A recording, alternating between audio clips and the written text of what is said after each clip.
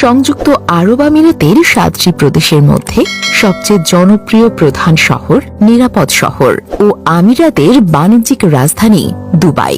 বিলাসবহুল জীবনযাপন, চোখ ধাঁধানো রঙিন আলোক রোশনি, আকাশচুম্বী অট্টালিকা, বিলাসবহুল হোটেল, কৃত্রিম দ্বীপপুঞ্জ সহ ব্যবসায়িক নানা কারণে দুবাই ভ্রমণপ্রিয়দের পছন্দের শীর্ষে রয়েছে।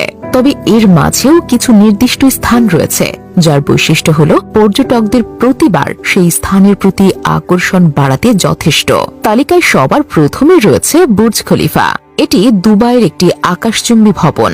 2010 সালে উদ্বোধনের আগেই বুর্জ দুবাই নামে পরিচিত ছিল। এটি বিশ্বের সবচেয়ে উঁচু ভবন। এর মোট উচ্চতা 829.8 মিটার এবং এটির ছাদের উচ্চতা 828 মিটার। 2009 সালে টপ আউট হওয়ার পর থেকেই এটি বিশ্বের সবচেয়ে উঁচু বিল্ডিং হিসেবে পরিচিত।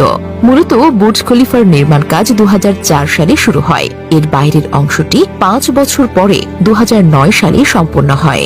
প্রাথমিক কাঠামোটি কংক্রিটের এবং ভবনটির কিছু কাঠামো ইস্পাত দিয়ে তৈরি করা। বার্লিনের প্রজাতন্ত্রী প্রসাদ অনুসরণ করে এটি তৈরি করা হয়। ডাউনটাউন নামে একটা নতুন উন্নয়নের অংশ হিসেবে 2010 সালে ভবনটি বানানো হয়েছিল।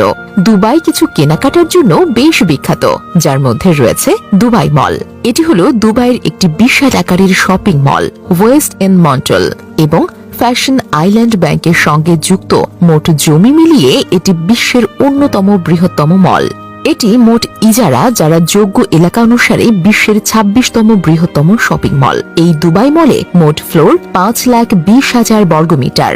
সংযুক্ত আরব আমিরাতের আইকনিক বুর্জ খলিফা সংলগ্ন $20 বিলিয়ন এই ডাউনটাউন কমপ্লেক্স, এখানে 1200টিরও বেশি দোকান রয়েছে। 2011 সালে এটি বিশ্বের সবচেয়ে বড় মল হিসেবে স্বীকৃতি পায়। 2023 সালের জানুয়ারিতে এই শপিং মলের নাম আনুষ্ঠানিকভাবে দ্য দুবাই মল থেকে দুবাই মলের পরিবর্তন করা হয়।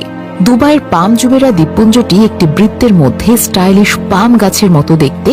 একটি দ্বীপ হচ্ছে পাম দ্বীপ। পামটি হল একটি কৃত্রিম দ্বীপপুঞ্জ যেখানে একটি পাম গাছ রয়েছে যা আসল পাম জুমেরা থেকে 50% বড়।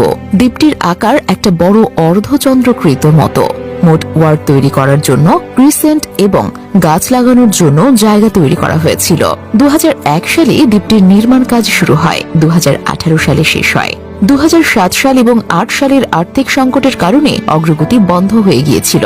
শহরের আরেকটি কৃত্রিমভাবে তৈরি আকর্ষণীয় স্থান হল আল বাস্তাকিয়া কোটার।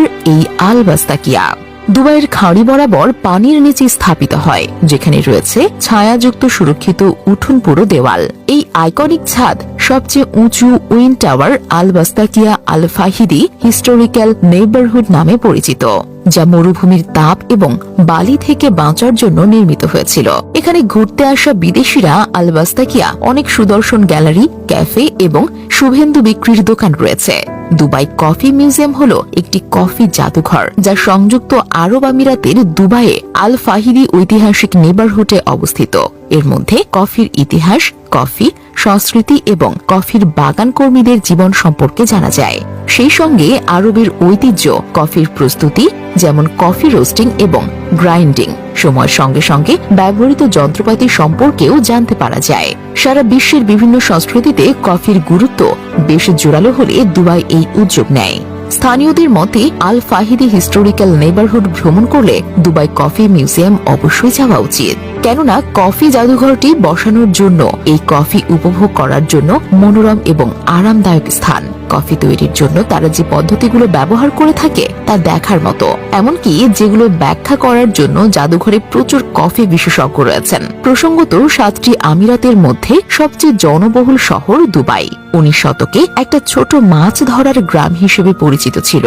এই শহর 20 শতকের শুরু থেকে একটি আঞ্চলিক বাণিজ্য কেন্দ্রে পরিণত হয়েছিল এবং 20 শতকের শেষের দিকে ও 21 শতকের প্রথম দিকে পর্যটন এবং বিলাসিতাকে কেন্দ্র করে উন্নতি লাভ করে।